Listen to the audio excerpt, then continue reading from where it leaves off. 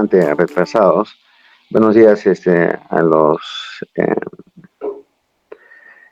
los compañeros que han asistido.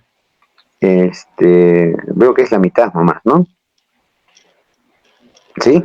¿Diego? Sí, doctor. Ya.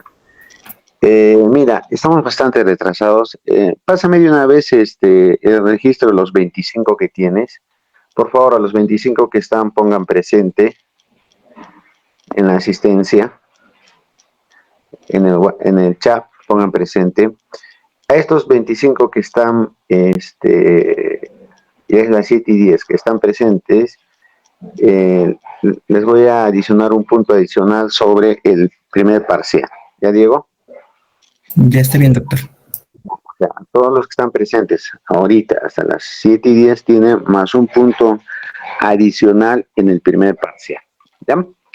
Bien, como te decía Diego y doctores, estamos, a pesar de que estamos haciendo clases, estamos bastante retrasados. Lo que vamos a hacer a partir de la fecha es, ustedes van a exponer básicamente en las clases virtuales. Voy a tratar de intervenir lo menos posible, a menos de que se equivoquen en algo que están exponiendo.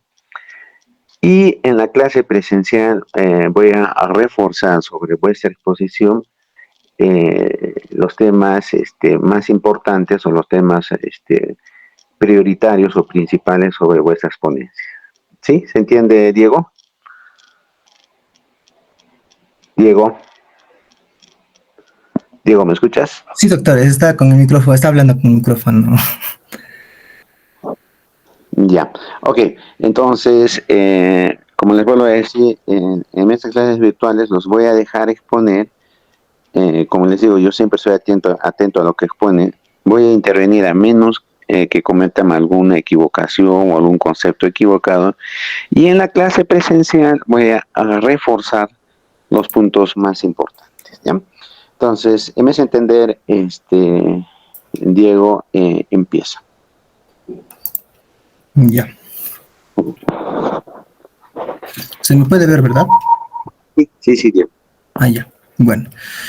Ya, buenos días, doctor, colegas, compañeros. Buenos días. Hoy tengo el grato sobre hablarles sobre enfisema, que junto con con la bronquitis crónica, forman parte del espectro clínico de la enfermedad pulmonar obstructiva crónica.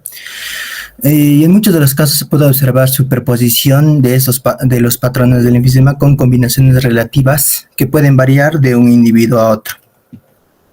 En esta presentación hoy vamos a hablar sobre un breve repaso sobre la definición de la enfisema, etiopatogenia, los tipos, la clínica, las sospechas fisiológicas, semiológicas que vamos a ver de los pacientes, cómo lo vamos a llegar al punto del enfisema con el examen físico y la presentación de los exámenes complementarios.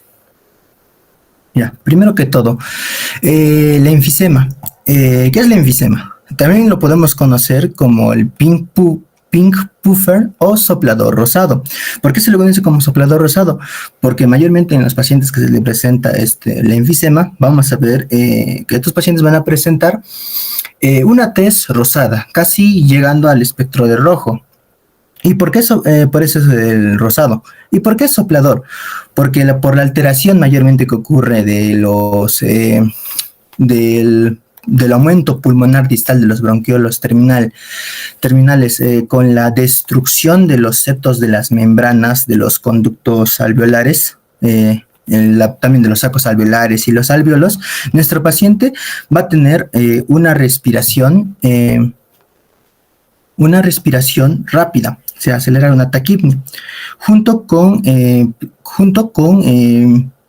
una respiración profunda, básicamente una polipnia va a tener nuestro paciente.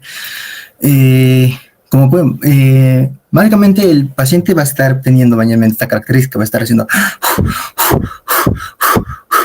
así, mayormente por eso se asemeja a que estaría soplando, por eso se le conoce al paciente como pink puffer o el soplador rosado. Como ya lo dije, mayormente es un aumento de los volúmenes pulmonares distales al bronquio terminal, mayormente de los alveolos, los sacos alveolares o los alveolos, con presencia de destrucción de los septos y de sus membranas. Mayormente esto da origen a un deterioro por el tiempo que va aumentando de manera progresiva la función pulmonar, que finaliza con una obstrucción crónica del flujo aéreo. Esto va a provocar, mayormente como pueden ver aquí, que el aire va a quedar atrapado en el pulmón y no pueda salir con esa normalidad, lo que va a provocar una hiperinsulación, haciendo que los alveolos mayormente se dilaten y estallen. También hay pequeñas zonas menos dañadas que se ven comprimidas y dejan de funcionar, produciendo que el pulmón pierda esa elasticidad y se hace menos distensible por la destrucción y su hiperinsuflación. Como pueden, mayormente va a producir esto mayormente porque hay una alteración de la elasticidad, lo que va a provocar que el alveolo colapse. Como hay esta afección de los alveolos mayormente del pulmón, esto provoca que los músculos respiratorios se vean limitados en ese movimiento, lo que va a dificultar la respiración y termina produciendo ese hinchamiento mayor ese hinchamiento mayor en el tórax y en los pulmones. Así está afectando su normal funcionamiento. ¿Qué mayormente son las causas que provocan el enfisema? Como pueden ver aquí, la mayor parte de tipogenia son los fumadores. ¿Cómo va? Ayer tuvimos examen de general y obviamente uno de nuestros compañeros, tal vez, siente que ya probó, se quiso probar un cigarrito. Ya, ¿cuál es el problema?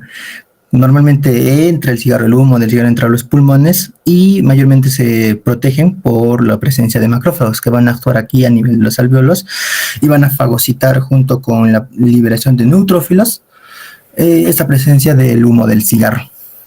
En los sanos aquí entra partículas nocivas que se encuentran atrapados en los alveolos. Ya, normal, lo fagocita y lo expulsa. Lo fagocita y lo expulsa, ya se acabó. Pero ¿qué pasa? Tal vez le gustó el humo del cigarro, entonces ¿qué va a pasar? Va a empezar a aumentar el consumo, tal vez por días, una semana, tal vez se acabe 3, luego pasa que se acabe en una semana una cajetilla de cigarros, luego tal vez avanzando el tiempo, se acaba una cajetilla de cigarros al día. Mayormente el humo es protegido por los neutrófilos, van a liberar la elastasa, lo que mayormente va a ayudar a la fagocitosis. ¿Qué pasa? Todo tiene un límite. Y mayormente es por el alfa-1 antitripsina, es lo que va a provocar que cuando se libere la elastasa, esto es lo que lo inhibe, para que no dañe mayormente las paredes de los alveolos, porque está formado por tejido conjuntivo elástico. Como nuestro compañero está fumando, va a haber déficit, va a haber un déficit, se va a agotar mayormente el alfa-1 antitripsina, lo que hace que ya no haya esa protección de la elastasa, lo que va a producir una respuesta inflamatoria y va mayormente a romper, mayormente, va a alterar, va a hacer una alteración de la histoarquitectura, mayormente, de las paredes de los alveolos. Junto a esto, con la liberación de macrófagos y neutrófilos que van a liberar proteasas, junto a eso, a pasar el tiempo y de manera crónica, van a destruir las paredes de los alveolos. Por eso ven que aquí hay un gran aumento. Hay productos químicos, junto con los productos químicos van a inflamar y van a dañar los intersticios alveolares. Y con el tiempo se va a formar aquí una gran cavidad del aire con depósito de alquitrán. Lo que conocemos, van a aumentar de tamaño, van a ver esa ruptura de la elasticidad, se van a dilatar y va a haber una enfisema. Mayormente en fumadores vamos a ver eso. La más común y lo más frecuente es en fumadores, por déficit de alfa-1 antitripsina en el 75% de los casos.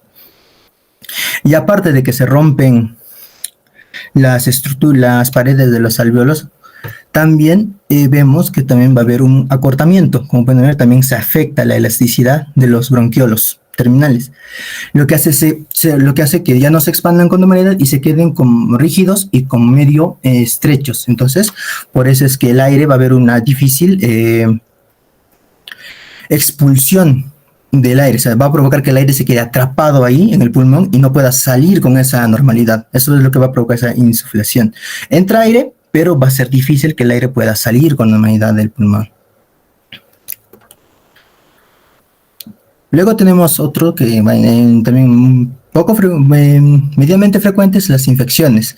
Aunque la infección no inicia la destrucción tisular, las infecciones bacterianas y víricas agravan esa inflamación que está asociada.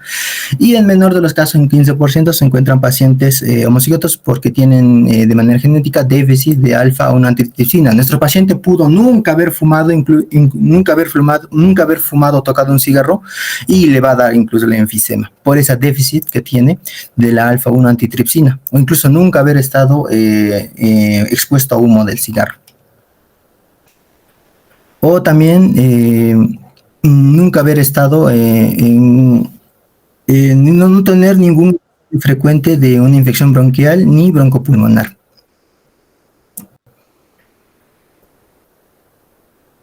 Bueno, ¿cómo saben?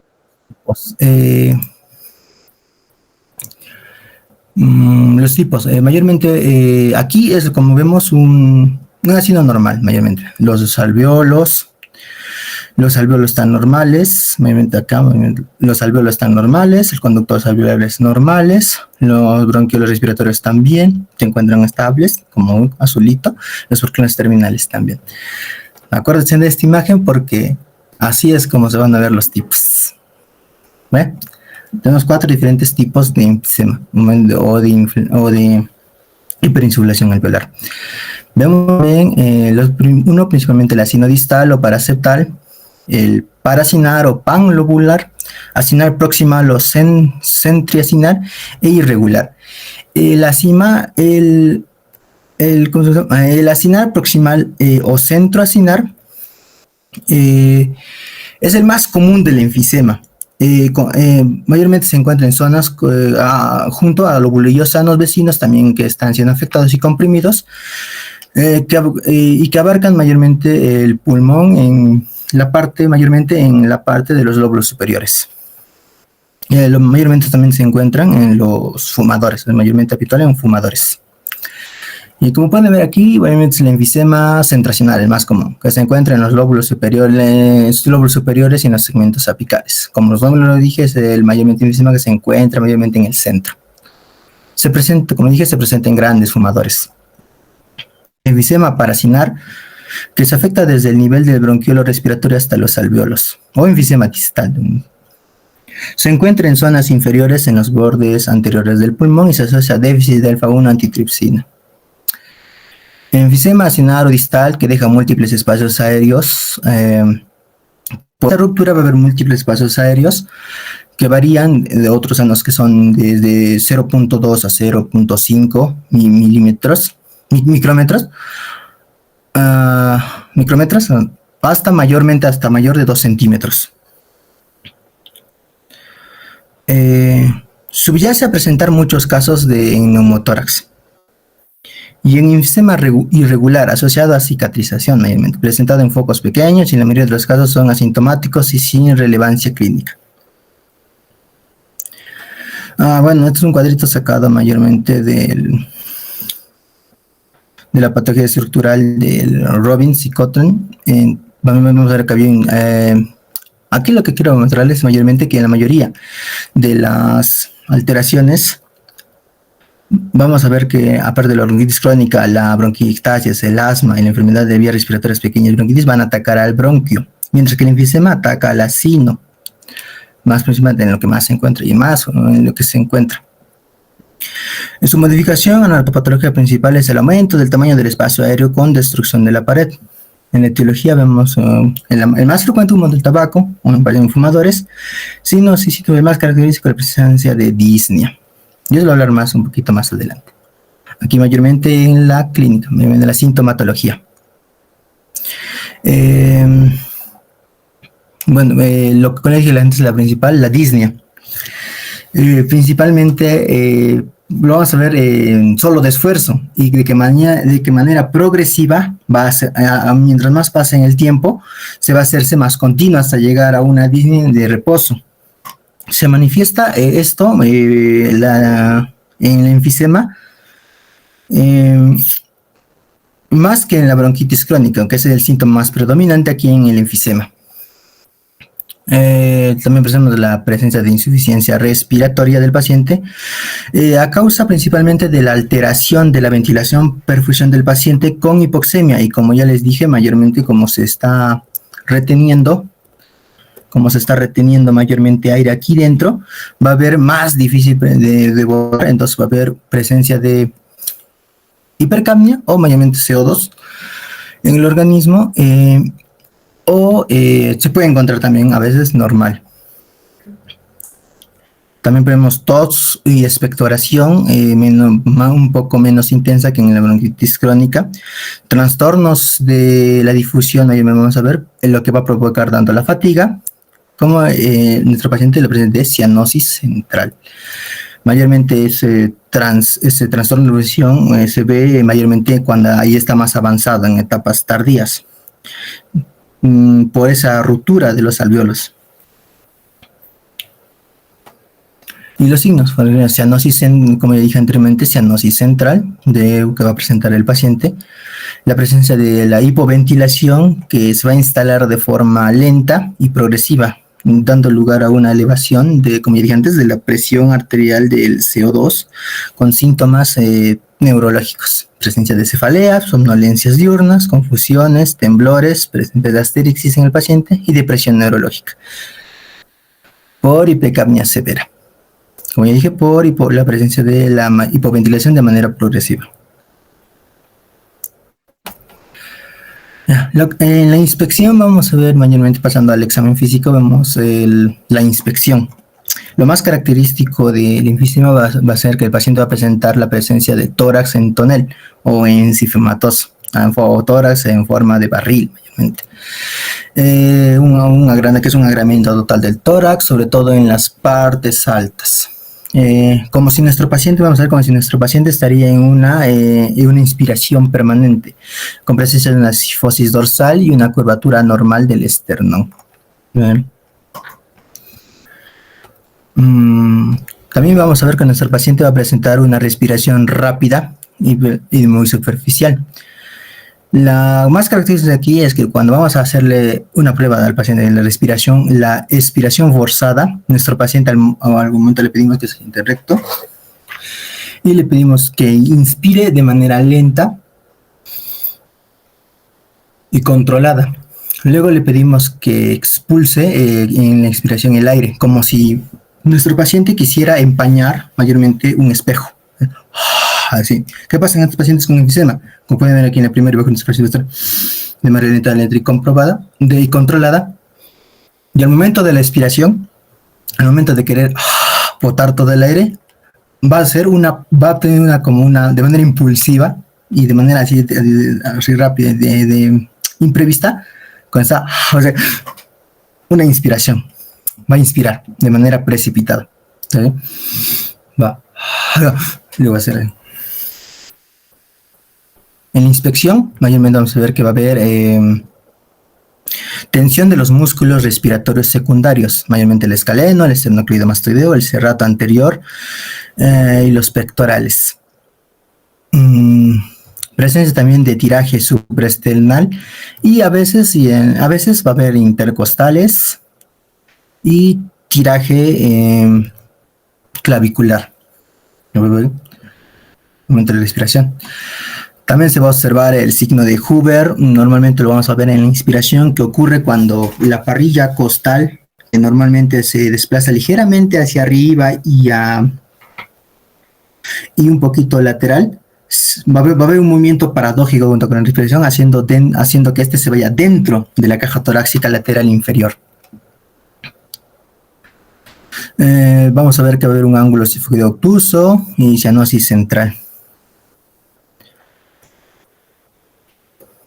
Pasando a la palpación, vamos a ver primeramente vibraciones vocales disminuidas, déficit de percepción del choque de punta cardíaca, expansión y elasticidad respiratoria disminuida, disminuye como signo característico. En la percusión vamos a ver que va a haber una hipersonoridad global.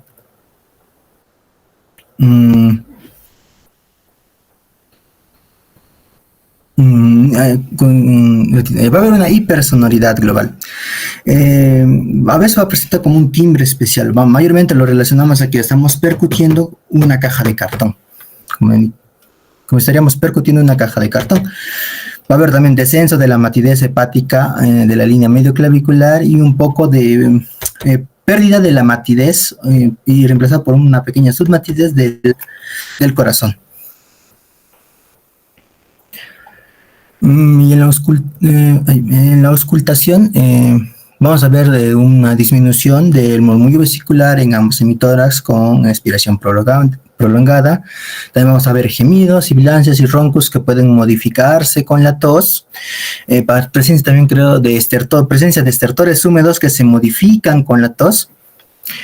Y mayormente eso vamos a comprobar, mayormente el grado de la gravedad del enfisema. Vamos comparando principalmente el murmullo vesicular, esa reducción, y las sibilancias respiratorias en los ambos campos pulmonares en una respiración normal, luego pasando a una respiración forzada. Si en la respiración forzada sigue igual mayormente, no hay ninguna variación, no hay mucha variación, hay que pensar que existe una falta de ventilación alveolar. Y aquí mayormente vamos a ver, sacado mayormente del MACEI, un movimiento resumen con lo más característico del síndrome del enfisema. En la inspección, tórax de inspiración permanente, tórax en tonel, palpación, vibraciones vocales disminuidas. En la percusión vamos a hacer una bipersonalidad, el murmullo vesicular va a estar disminuido, y en abdominales va a haber expiración prolongada, presencia de sibilancias, roncus, y el murmullo vesicular va a estar disminuido.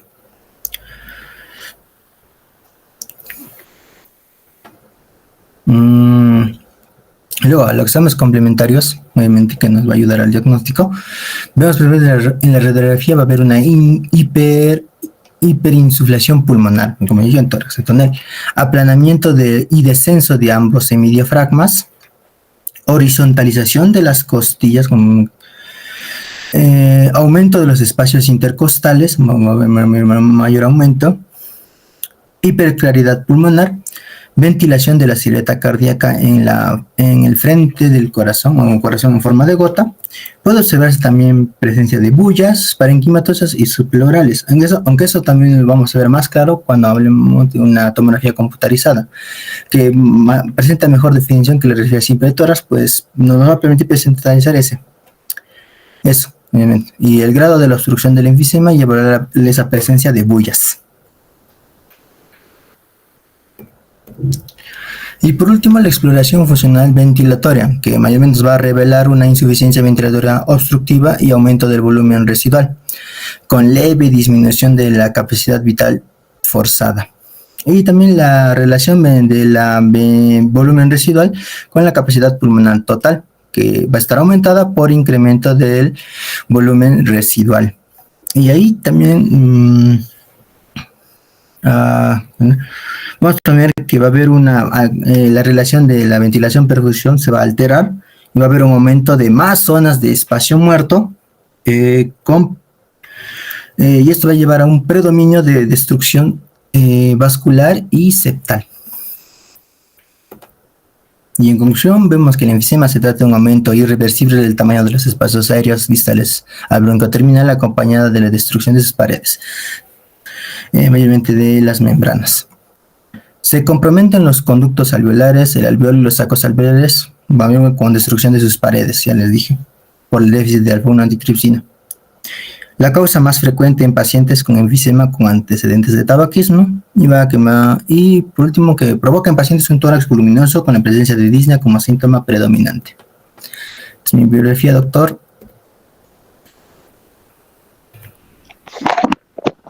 Muy bien, Diego, buena revisión. Vamos a pasar al siguiente tema. El día miércoles vamos a resolver el examen en clase, o más que resolver, vamos a ver si hay alguna duda sobre el examen. Y como vuelvo a decir, vamos a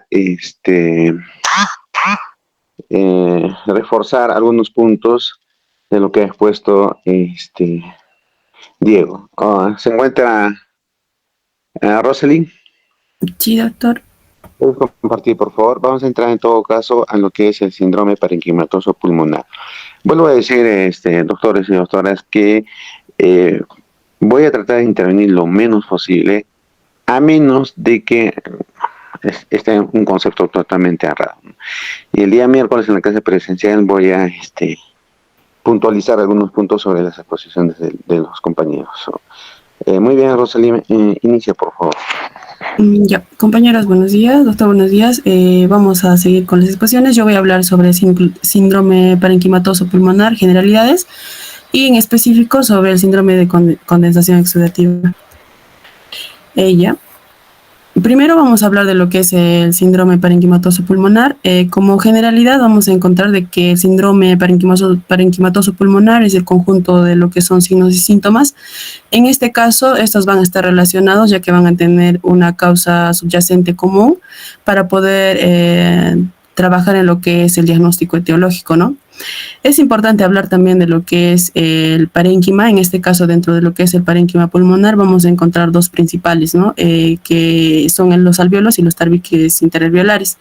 ¿Y por qué es importante esto? Porque las células que van a formar en general lo que es el parénquima pulmonar son aquellos que van a dar su función específica, en este caso el intercambio gaseoso, ¿no?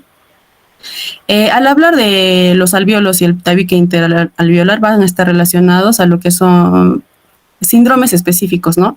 Dentro de los alvéolos vamos a encontrar lo que es el síndrome de condensación, el síndrome cavitatorio y la telestasia.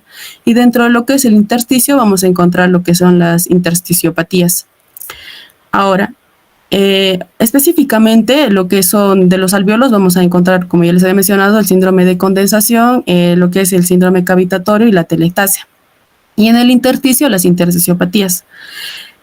Hablando de lo que es el síndrome de condensación, algo muy general, como podemos observar en la imagen, dentro de lo que son los alvéolos normales, existe un espacio donde debe estar contenido por aire y específicamente por la composición de lo que son los alvéolos macrófagos, las células surfactantes en sí, ¿no? Voy a hablarlo más después. Pero en lo que es el síndrome de condensación vamos a encontrar que estos espacios van a estar ocupados, por ejemplo, por líquido, que puede estar ocupado por pus, puede estar ocupado por sangre, entre otras, ¿no? Y lo que es el síndrome cavitatorio, como su nombre le dice, cavitatorio significa que va a haber cavidades. Estas cavidades pueden estar, por ejemplo, relacionadas como un proceso o como el fin del proceso de lo que es de la tuberculosis. También puede estar relacionado con lo que son los abscesos, cuando estos van a contener otro tipo de sustancia. Y también puede estar relacionado con los quistes, ¿no? Ahora, en lo que es la telestasia en este caso va a ser específicamente como, bueno, se dice que cuando el pulmón va a colapsar, en este caso se va a dar a nivel alveolar, en este caso los alvéolos van a ser los que van a colapsar y va a haber una menor ventilación y estas se pueden o están relacionadas específicamente, por ejemplo, a lo que son cuando hay obstrucción. En este caso puede haber obstrucción por un mucoso, puede haber obstrucción por un tumor o también puede darse por una compresión en el caso, por ejemplo, del neumotórax o en el caso de lo que es del derrame pleural, ¿no? Que podemos observar que va a haber la presencia de líquido o también puede haber la presencia de otra sustancia, ¿no? Y podemos ver de que el pulmón se hace mucho más chiquito, ¿no? Retráctil.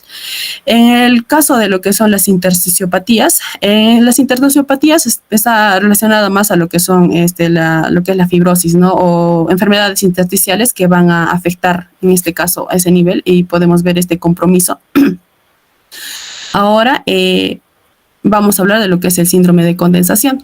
El síndrome de condensación están relacionadas también cuando va a existir una disminución en lo que es el líquido surfactante.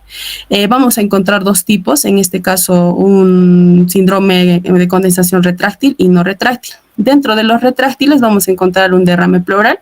En este caso podemos observar, por ejemplo, en la imagen, que es en una imagen radiológica, que el derrame pleural se va a observar como algo mucho más radiolúcido, que va a ser mucho más blanco, y en el caso del neumotórax, al ser aire, en este caso vamos a encontrar vamos a observar algo mucho más radiopaco o más, no, en este caso el radiolúcido, que es más oscuro, y en el otro radiopaco, que es mucho más blanco, ¿no?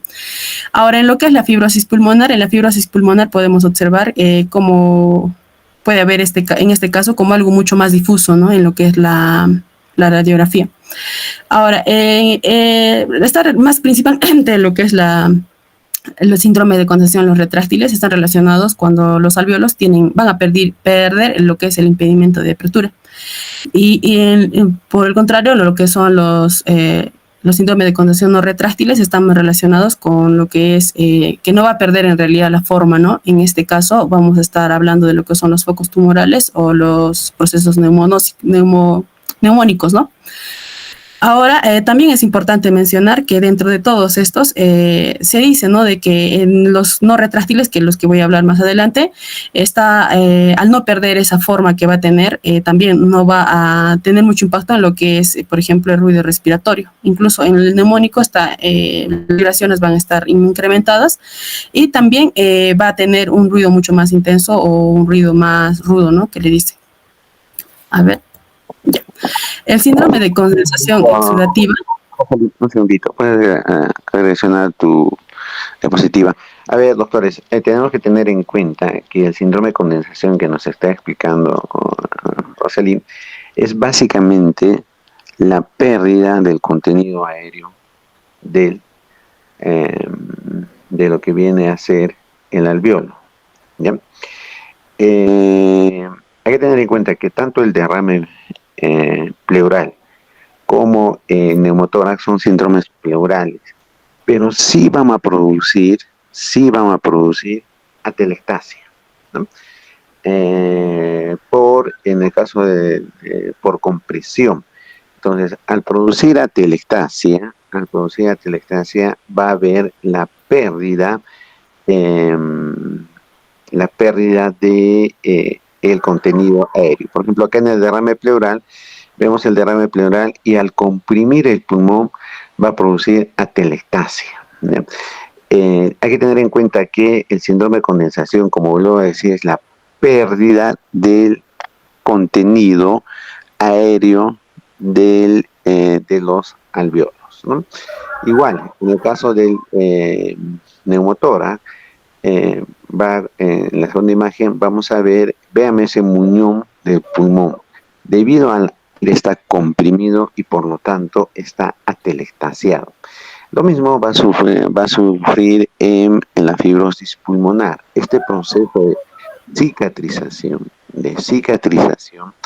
va a llevar a la pérdida del contenido aéreo del alvéolo. A lo que quiero llegar es a lo siguiente. Tanto el derrame pleural, neumotórax y fibrosis pulmonar van a producir síndromes de condensación, pero ni el derrame pleural ni el neumotórax son síndromes de condensación, son síndromes pleurales, ¿ya? Igual en la fibrosis pulmonar.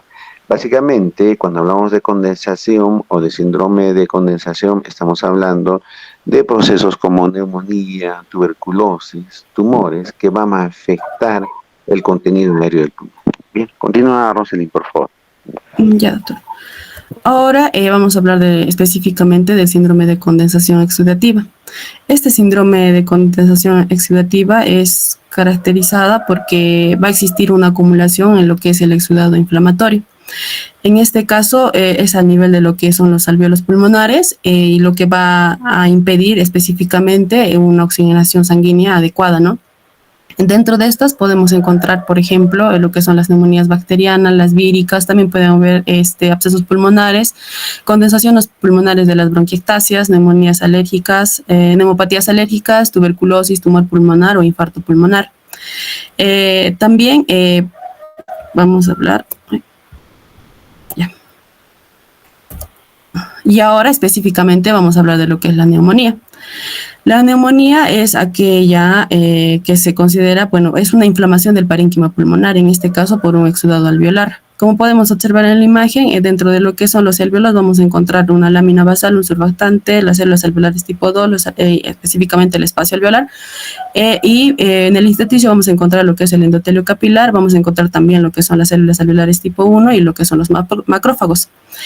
Y dentro de este espacio donde podemos observar que está el alveolo, vamos a encontrar, debe estar contenido en realidad por aire, ¿no? Pero en lo que pasa la neumonía, esto se va a estar contenido por líquido, por pus. En este caso, esto se va a dar por una inflamación, o sea, puede encontrar acá diferentes causas, puede ser, que más adelante lo vamos a mencionar, puede ser virus, puede ser microorganismos, en este caso, ¿no? Bacterias, que van a hacer que exista esta inflamación, ¿no? Ahora, dentro de lo que es la neumonía, vamos a hablar de la etiología, como ya les había mencionado, ¿no? Existen diferentes agentes causales, en este caso puede ser también las que son las bacterias, la más común. Vamos a encontrar también lo que son virus, también podemos encontrar hongos, y mira, podemos observar que a través de la respiración es donde estos van a ingresar a lo que es el pulmón. En realidad vamos a atravesar todo lo que es el recorrido respiratorio y van a llegar a lo que son los alvéolos, ¿no? Y en este caso vamos a observar que va a ingresar y estos van a generar, y a estos microorganismos van a tener la característica de que se pueden multiplicar rápidamente. Entonces, al multiplicarse rápidamente, lo que van a hacer es que se van a propagar y van a generalizar este proceso, ¿no? Ahora, dentro de lo que es la fisiopatología, en la fisiopatología podemos observar que va a iniciar principalmente porque estos microorganismos lo que van a hacer, van a superar o van a superar lo que son las defensas, en este caso de lo que es nosotros, que primero vamos a encontrar a nivel de lo que es en la nariz, que vamos a encontrar lo que son las vibrisas. También podemos observar que van a atravesar lo que son las barreras, en este caso de los cornetes nasales, y también van a atravesar lo que son las ramificaciones del árbol traqueobronquial. O sea, al superar esta barrera, van a atravesar y van a llegar a lo que es, en este caso, a las vías respiratorias inferiores. Y van a alterar todo lo que es la flora normal del orofaringe, ¿no? Todo el proceso. El principal que vamos a encontrar, el Streptococcus pneumoniae, en este caso, va a llegar a lo que son los alvéolos y bueno, el surfactante, o en este caso los neumocitos tipo 2, en esta sustancia tensoactiva vamos a encontrar lo que son la proteína ID. Y estas proteínas ID van a tener propiedades específicas, en este caso las propiedades de actividad antiviral y también las propiedades de opsonizantes, que van a darle, como se dice, la primera lucha a lo que es este microorganismo. El microorganismo a la vez va a liberar lo que es, en este caso, los proteoglucanos, los ácidos lipoproteicos y los ácidos teicoicos.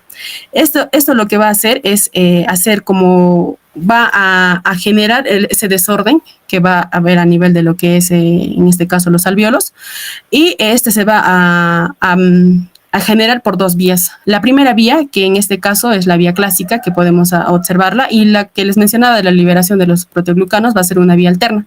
Estos se van a complementar para tener, en este caso, lo que es una función mucho más nuclear, y van a generar lo que son citocinas, y lo que va a generar el proceso inflamatorio.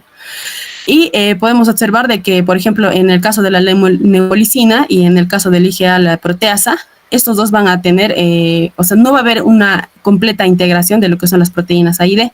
Entonces, esta citotoxina lo que va a hacer es unirse a lo que es el colesterol de las membranas de las células que van a estar dentro del poro, y va a hacer la destrucción celular epitelial, y por lo tanto va a evitar lo que es la fagocitosis, y no va a poder ser fagocitada, ¿no? Entonces, eso va a permitir que sea una expansión. Y en este caso vamos a observar, por ejemplo, dentro de toda esta fisiopatología, las fases que va a realizar dentro de la neumonía, ¿no? Vamos a tener lo que es una fase de congestión, una fase de hepatización roja, una fase gris y una fase, en este caso, de resolución. Cuando ya va a alterar la permeabilidad capilar y va a hacer una extravasación, vamos a encontrar lo que es la fase de congestión.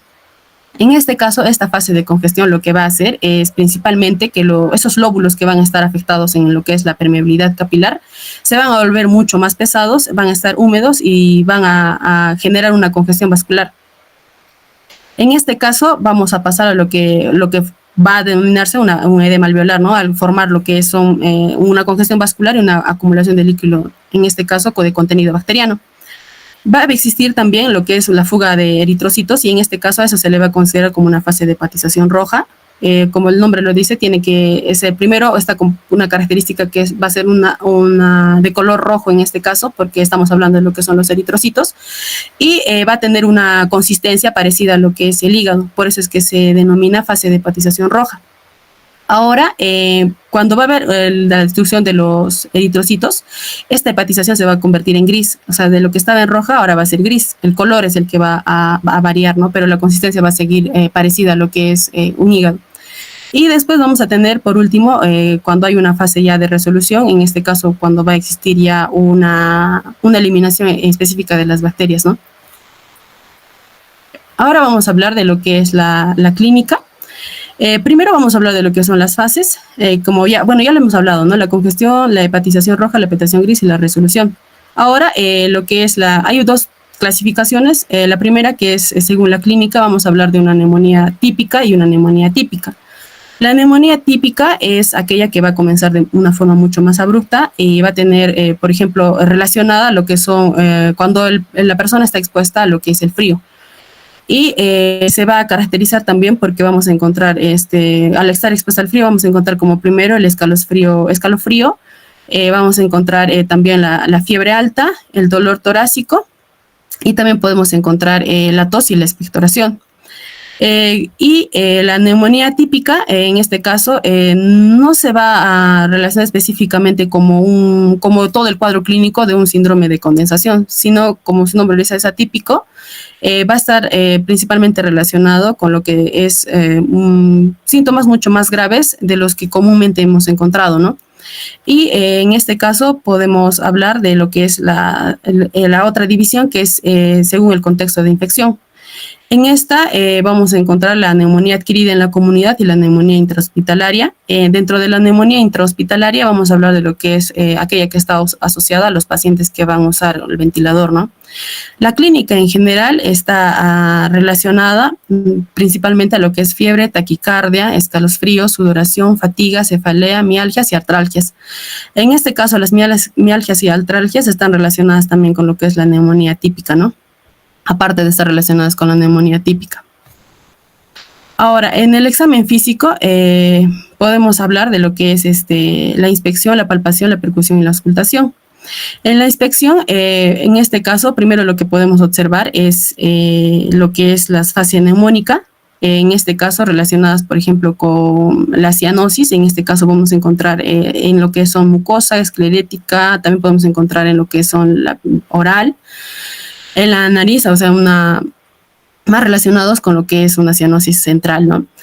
También podemos observar lo que es, en este caso, en la expansión respiratoria, vamos a encontrar algo característico que esta va a estar disminuida, ¿no? En la palpación podemos observar también las vibraciones locales. La diferencia o lo más característico de la neumonía es que en la palpación las vibraciones vocales van a estar aumentadas. Y eso es lo que lo hace diferente a los demás síndromes, ¿no? En este caso, de lo que es las síndromes de lo que es el parénquima, ¿no? En la percusión vamos a encontrar matidez y submatidez, que es lo más frecuente, ¿no? A través de la técnica digito-digital. En la auscultación vamos a encontrar característico lo que son los crepitantes, vamos a encontrar murmullo vesicular obolido, en este caso en la zona afectada. Vamos a encontrar un soplo brónquico y una pectiroloquia áfona, que va a ser como un susurro, ¿no?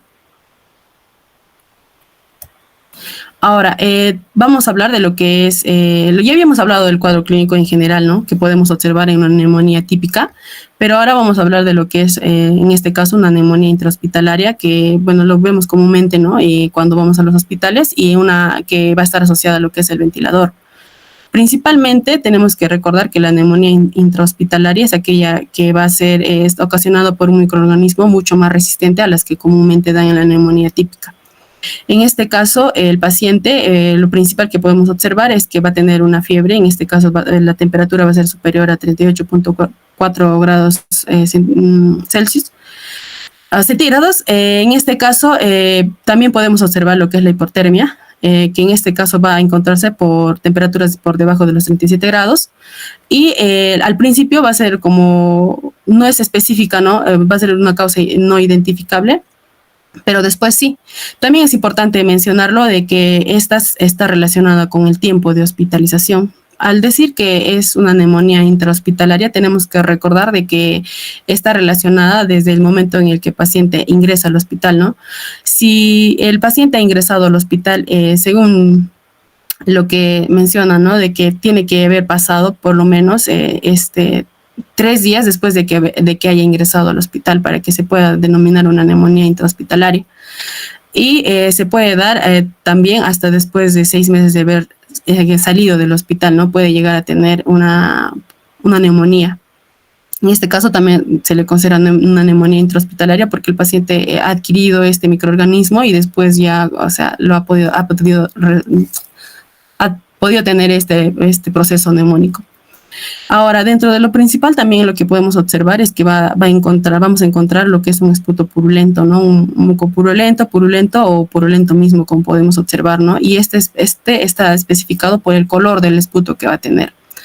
También es importante mencionar que en este caso la neumonía va a estar intrahospitalaria, está intensificada. En este caso hay una intensificación de la tos.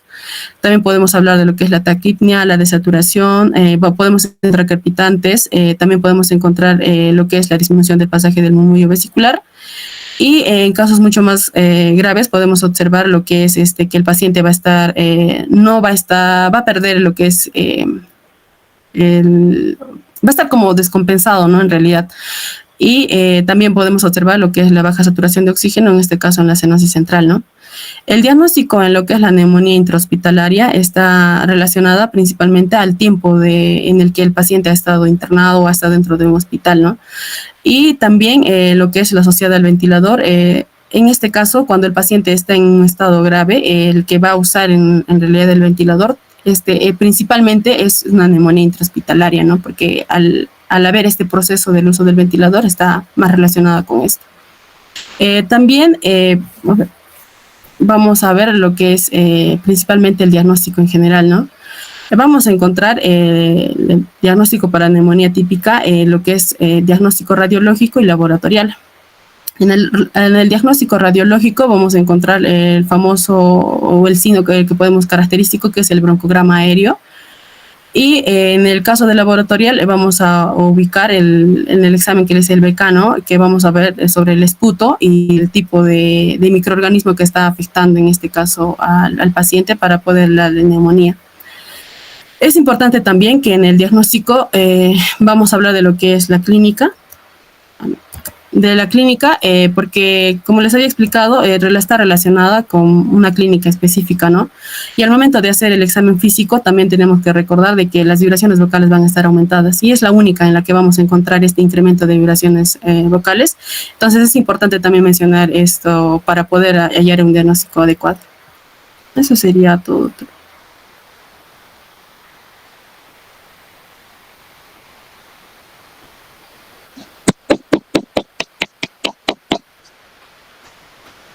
Ok, muy bien, Rosalind. Buena revisión, felicitarte. Bien, vamos a, como les vuelvo a decir, vamos a precisar algunos puntos en la clase presencial. Se encuentra Nori. Nori, ¿estás? Sí, doctor.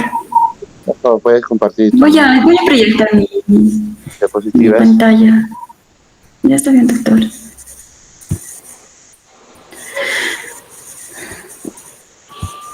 Bien, como hablábamos, Nori nos va... ya hemos hablado sobre el síndrome de condensación exudativa, que viene a ser básicamente la neumonía donde lo que se pierde es el contenido aéreo que es reemplazado, en este caso, por un proceso inflamatorio purulento. O sea, los alvéolos ya no contienen aire. Puedes ir compartiendo sus diapositivas. Los alvéolos ya no contienen aire.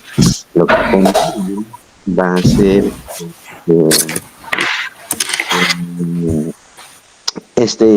exudado purulento, ¿no? Por lo tanto, se reemplaza el contenido aéreo. Nori nos va a hablar ahora de atelectasia.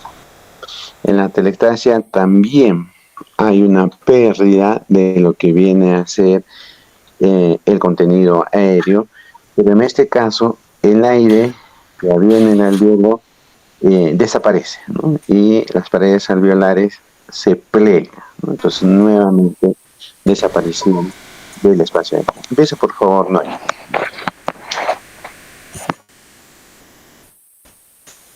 Doctor, ¿se puede ver mi pantalla? Sí, sí, se ve. Doctor. Ya, ya, doctor. Ya está bien. Buenos días, doctor. Buenos días, compañeros. A mí me ha tocado el tema de síndrome de atelectasia pulmonar.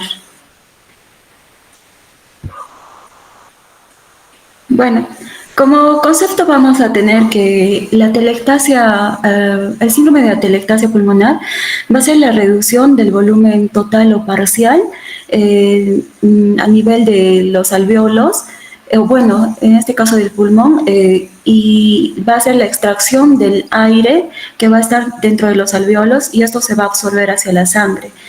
Bueno, también vamos a decir que va a ser una obstrucción del colapso total de la luz del bronquio. Debemos tener en cuenta que la zona más afectada, en el caso de pacientes que tienen o que salen de un postoperatorio, va a ser las bases pulmonares. Debido a que en estos pacientes, por miedo al dolor, pues no van a expandir adecuadamente el diafragma, por lo tanto va a haber una reducción o se van a comprimir los bronquios y por lo tanto va a haber un aumento en cuanto a las secreciones, ¿no?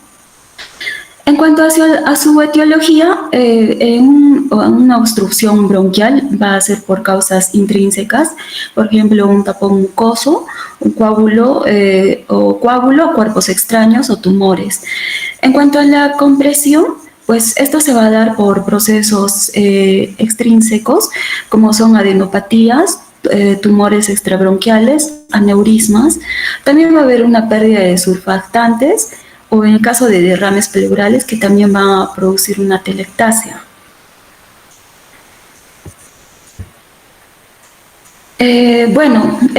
Existen diferentes tipos de atelectasia. Según el mecanismo de producción, va a haber una atelectasia obstructiva, que como ya dijimos anteriormente, por causas intrínsecas, como son tapones mucosos o tumores, o por causas extrínsecas, ¿no? Como son adenopatías, tumores o extrabronquiales.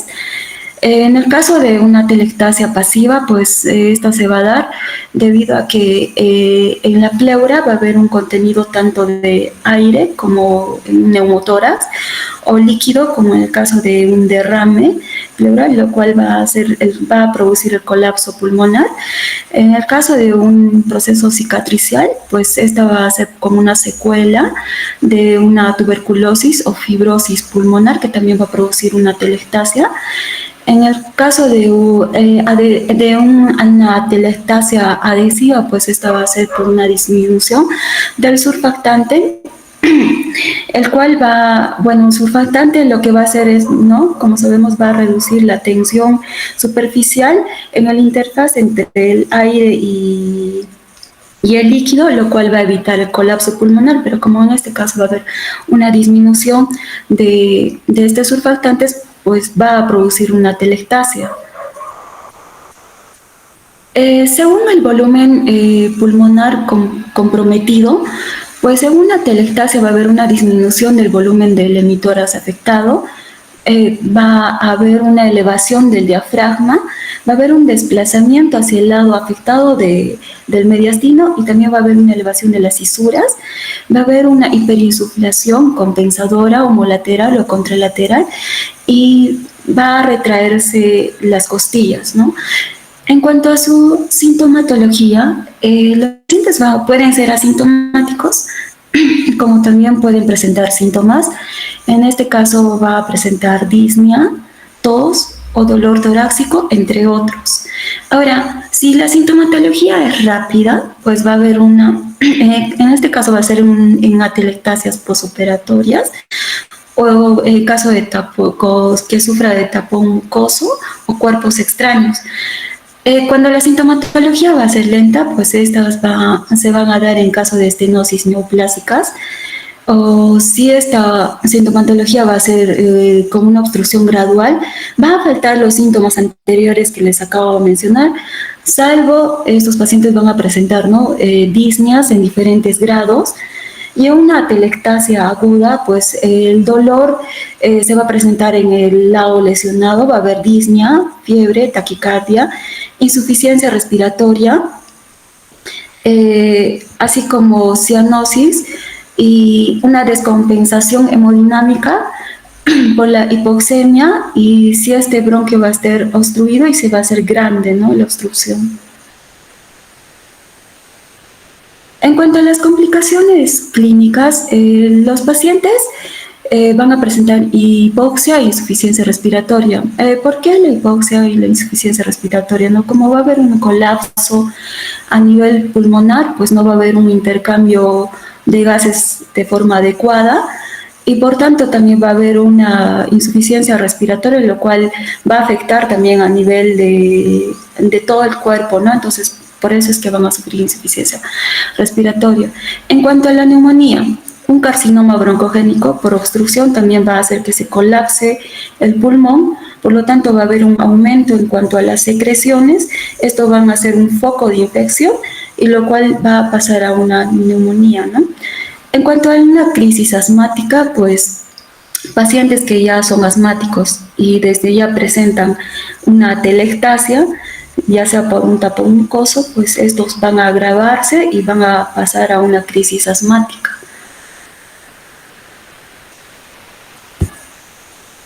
En cuanto al examen físico, en la inspección va a haber una disminución de la movilidad respiratoria, va a haber una retracción del hemitórax, va a haber una desviación de la tráquea hacia el lado afectado. En la palpación, en estos pacientes va a haber una disminución o abolición de las vibraciones vocales. En la percusión, estas se van a percutir o va a ser mate. En la auscultación, pues estos van a presentar un murmullo vesicular abolido. Y en cuanto al diagnóstico por imágenes, pues como estamos viendo en esta imagen, en la radiografía pues vamos a ver opacidad en el lado afectado.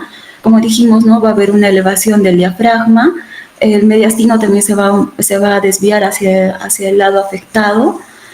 En cuanto a la tomografía, pues estos también se van a presentar, ¿no? Con opacidad del pulmón afectado, y también se va a poder ver la causa de la obstrucción, ya sea un tapón mucoso, un carcinoma.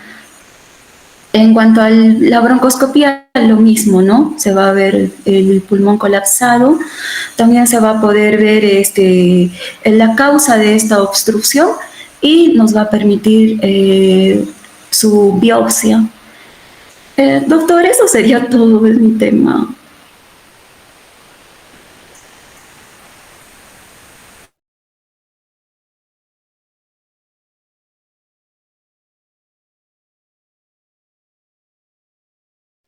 Ok, Nori, estaba hablando con el Ah, ya. micrófono.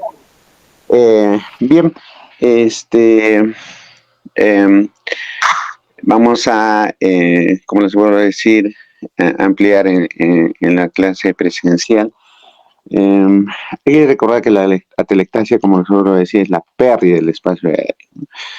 Eh, Vamos a tener diferentes procesos que llevan a esta pérdida del espacio aéreo, ya sea por compresión, ya sea por obstrucción, que lo vamos a ver, vamos a ampliar o reforzar en la clase presencial.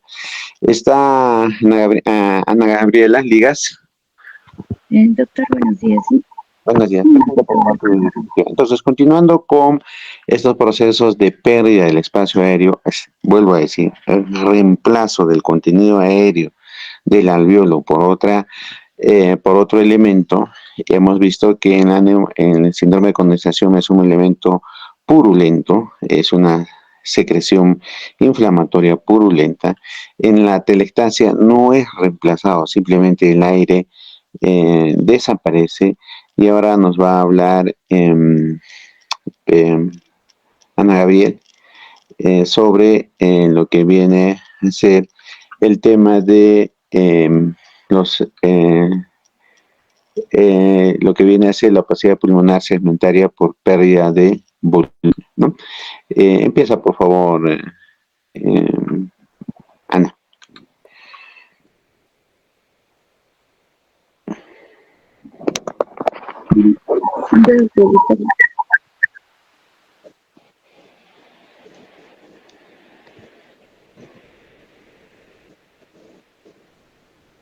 Ya. Bueno, buenos días, doctor y compañeros. El tema que voy a tocar va a ser de opacidad pulmonar segmentaria y pérdida de volumen. Para poder hablar un poco de este tema, vamos a tomar en cuenta lo que son los reparos o reseña anatómica. En este caso, tomando en cuenta lo que es, vamos a iniciar con la tráquea. Vamos a ver que este se va a dividir en dos. Tenemos el bronquio principal izquierdo, el bronquio principal derecho. Tenemos los bronquios secundarios o lobares que van a ser importantes. Tenemos los bronquios segmentarios terciarios. Entonces, más adelante vamos a ver imágenes donde van a ser importantes tomar en cuenta. Por ejemplo, acá vemos también lo que son los lóbulos pulmonares. En este caso tenemos el pulmón derecho, el pulmón izquierdo. En el caso del pulmón derecho vamos a ver el lóbulo superior, tenemos el lóbulo medio y el lóbulo inferior. En el pulmón izquierdo, el lóbulo superior y el lóbulo inferior. Acá también tenemos que tener en cuenta lo que son las cisuras. Y aparte de esto, también los segmentos de cada uno de estos lóbulos. Por ejemplo, tenemos el pulmón derecho. En el pulmón derecho vamos a tener el lóbulo superior, el cual se va a dividir en un segmento apical, un segmento posterior y un segmento anterior. De la misma forma, en el lóbulo medio tenemos un segmento mediano o medial y un segmento lateral. En el lóbulo inferior tenemos el segmento superior o apical y también el segmento basal lateral y el basal anterior. Desde una cara externa. Ahora, tenemos en el lado derecho el pulmón izquierdo, en la imagen derecha, el pulmón izquierdo, donde tenemos dos lóbulos, ¿no? El lóbulo superior e inferior. En el caso del lóbulo superior, tenemos el segmento apical posterior, el segmento anterior y el segmento superior e inferior. Y en el lóbulo inferior tenemos el segmento superior, basal lateral y el basal anterior, desde una cara externa. Entonces tenemos que tomar en cuenta lo que son los lóbulos para poder hablar de una opacidad segmentaria. Vamos a tomar en cuenta lo que son los segmentos. Ahora, hablando específicamente de la opacidad pulmonar segmentaria, vamos a ver que este va a ser un término muy importante que se va a referir a un área pulmonar en el cual va a aparecer opaca, como el mismo nombre lo dice, o en este caso denso. Y esto se va a poder ver en la radiografía. Vamos a ver cuáles pueden ser las causas que puede condicionar a esta opacidad. Esto se puede dar por aquellas afectaciones que van a ser exactamente en aquellos segmentos pulmonares, o sea, pérdida de volumen.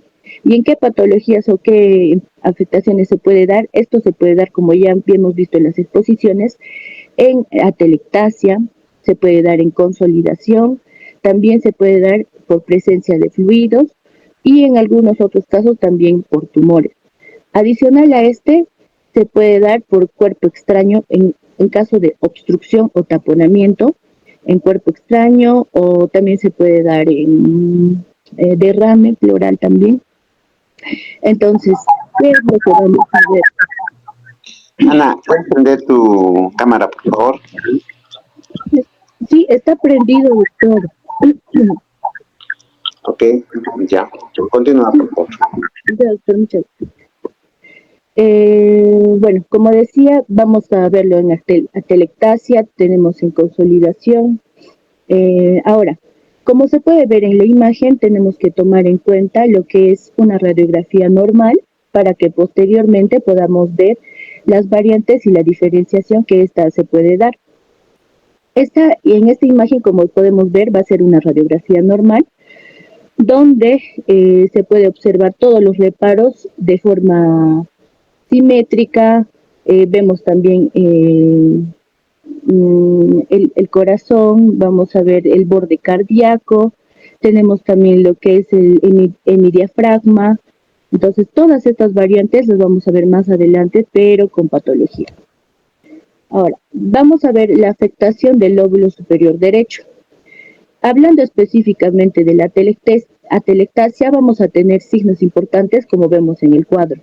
Este cuadro va a ser muy importante ya que nos va a evidenciar estos signos que se va a ver en la radiografía para poder identificar una atelectasia. Vemos el desplazamiento de la cisura mayor o menor, por eso tomaba en cuenta lo importante que son las cisuras.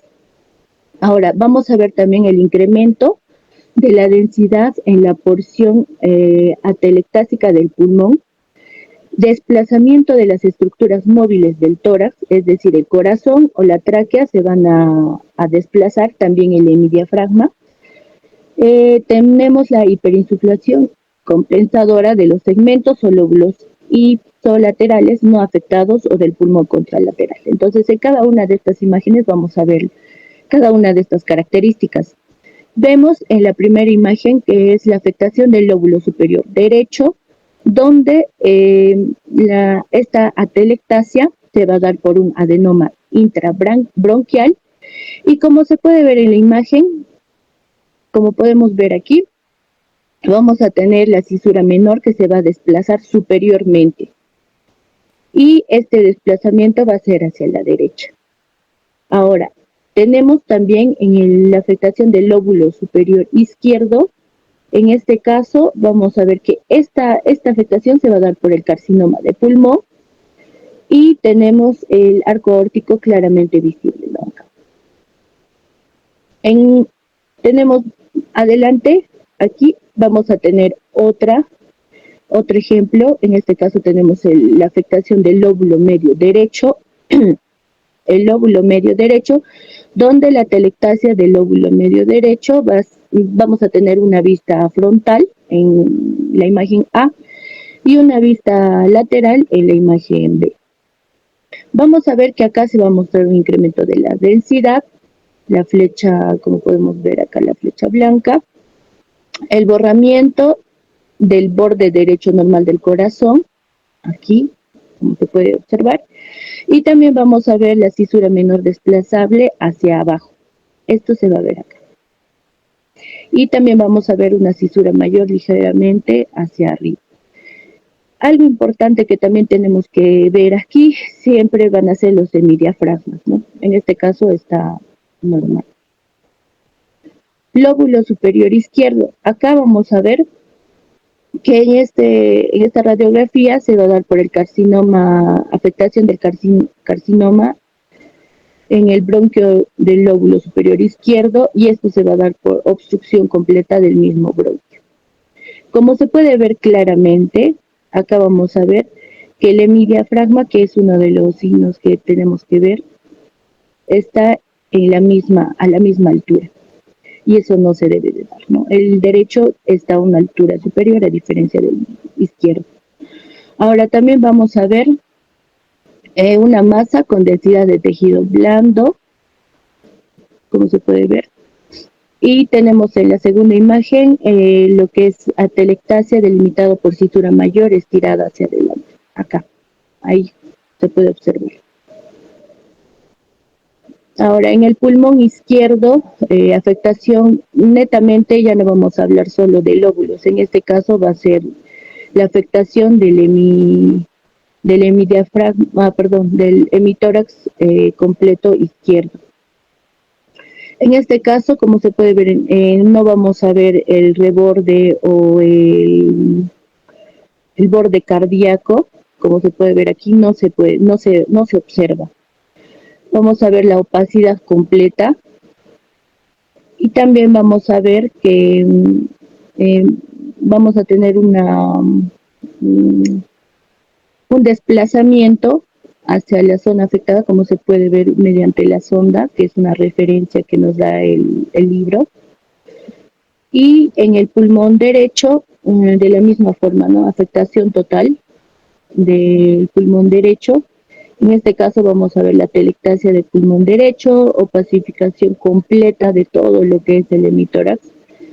Y acá también se puede observar lo que es el desplazamiento de la tráquea hacia el lado de la atelectasia. Tenemos también el borde izquierdo del corazón desplazado como se puede ver aquí. y esto se va a dar por metástasis endobronquial en el bronquio principal derecho por cáncer mamario izquierdo. Entonces tenemos que tomar en cuenta todas estas características. Estos son algunos de los ejemplos donde tenemos que tomar en cuenta los signos de atelectasia. Primero, el desplazamiento de la cisura lobar. En el caso de que la afectación sea solo lobar, vamos a tener lo que es también el desplazamiento de las estructuras, como hemos visto, ¿no? En el caso del hemidiafragma, a qué distancia están, si están a la misma distancia. También vamos a ver lo que es el borde cardíaco, en este caso no se puede observar. Vamos a ver también lo que es la desviación de la tráquea, que es también muy importante. Y este va a estar como jalado hacia el lado. Eso sería todo, doctor. Gracias. Bien, muchas gracias, Ana Gabriela. Como siempre te digo, más me acuerdo tu apellido que tu nombre. Bien, muchas gracias, Ana Gabriela. Vamos a quedar aquí. Voy a coordinar con el delegado cuando volvamos a hacer las clases virtuales. El día miércoles vamos a resolver el examen y puntualizar algunos puntos sobre los que se ha expuesto hoy día. Antes de salir de la sala del chat, por favor pongan o marquen su asistencia en el chat. Nos vemos, doctores, que tengan un buen domingo. Buenos días.